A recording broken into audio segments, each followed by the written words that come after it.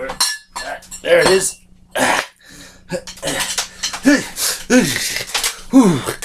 Oh my God.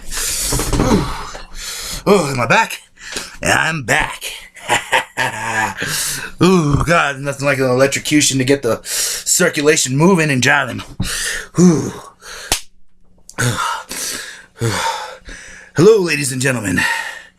It's your boy, the Comic Outlaw, coming to you live and loud from parts unknown. That little pocket dimension that I like to call my own. We had some technical problems getting knocked out of the multiverse and getting slapped back, having my generator short out, and plus getting in contact with Comcast. Kind of took a while, but your boy's back, and I promised something on my Twitter account. We did a little vote thing, let the people scream and shout, and we're going to do a top 10 Spider-Man villains. So I hope you're ready. Because I just had my dose of electrocution and your boy's ready to run with no hesitation. So let's start off the list. I'm going to start off with the Lizard. Good old Connors, Dr. Connors. And you're going to find on this list that a lot of the people knew good old Petey Boy when he was just a kid, or they're his teacher. Some weird relation like that. Stan Lee liked the whole high school drama thing.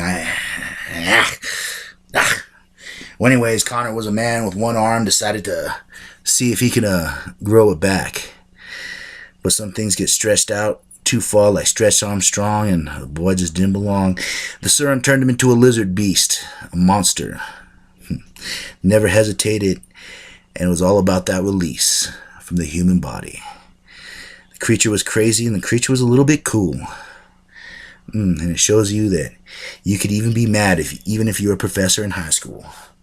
Now, another one I like to talk about is Electro. A former associate of mine. Used to like working the power lines. Has mass electrocution power. Now, good old Max, kind of floundered a bit for a while until they strapped him onto an electric chair. And just like you saw, those volts of electrocution can do you some good. Whew! Sent a shock through his system. Mine too. Now, your boy loves the women. So I'm gonna just say this. There's a girl that's good and there's a girl that's bad. Her name is Black Cat. Ooh, Felicia. Sexy Felicia. She's been a villain, she's been a good guy, and then she's been rolled back into the role of villain. But I always just loved her bad and naughty. That girl always wants to party. If you have money to spend and money to burn, she'll guarantee you she'll give you that turn. Ooh, a little technical difficulty here. Alright, let's see. Now, another one I love working with, although I tend to be the brains of the outfit, is Rhino. Rhino's strong, loyal, and fierce. And if you mess with him, he will cash in your check. He's not only had tussles with Spider-Man, he's had tussles with Iron Man. He's had tussles with the Hulk. He's had tussles with everyone. And he may not be too smart, but I guarantee you he'll rip out that heart. Now, where to go from here? Ooh, my computer dial's messing up again. Ooh, hold on a minute. There we go. Ooh, sparks are flying everywhere. Alright, Sandman. Now, what was I? I was going on a tangent.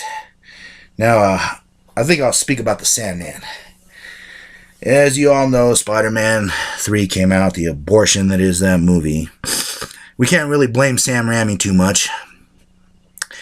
He wanted the Sandman, which one of my personal favorites, and they wanted him to throw in Venom. And then they gave us Topher Grace. That's a whole bite my burrito for another day.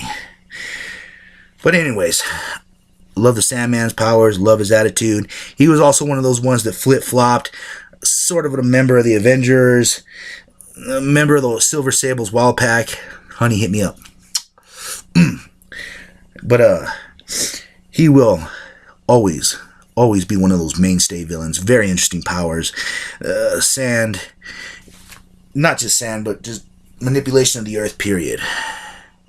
as he got bigger, and as you saw through the cartoons. If you're a true comic book fan, you know what I'm talking about. You've been watching that Ultimate Spider-Man. He can manipulate all kinds of wonderful stuff. Now, I'm going to talk about someone I got requested for him. Mysterio. I never liked the guy. I never liked working with him. He's a cheapskate. He's a hustler. He's a shyster. And plus, he wears a big fishbowl on his head. All he does is play with illusions. He just makes little cubes that do illusions. I mean, I don't know how he became a mainstay villain. I guess fortune smiles on the favored as well as the idiotic. I don't know. But he has the power of manipulation of illusions through these little cubes and this and that, and I just want to slap the hell out of him. I want to break that fishbowl sometimes and just But moving on. Whew, Morbius. Morbius is a very, very interesting man. Once a scientist who turned himself into a experiment of his own. He absorbs plasma through those little fingertips. Now, he's been good, bad, but let me tell you, when the hunger takes over, the hunger really takes over. That boy shows his true colors, and it's usually red. Usually red. Now, I'm going to get to this one. I'm going to throw this out there. Carnage. Everybody loves Carnage. Everybody loves Cassidy. Yeah, until you have to work with him. And then he's going to try to stick one of those symbiont knives in your back, and your front, and your head, and everything else. That guy's A1 loony. And not even artistic loony like the Joker. I mean just Looney Tunes. The second spin-off symbiont, Venom's child, I guess you could call it, since symbionts reproduce asexually. That's just sad. What a sad way of reproducing. Anyways, it bonded to the serial killer.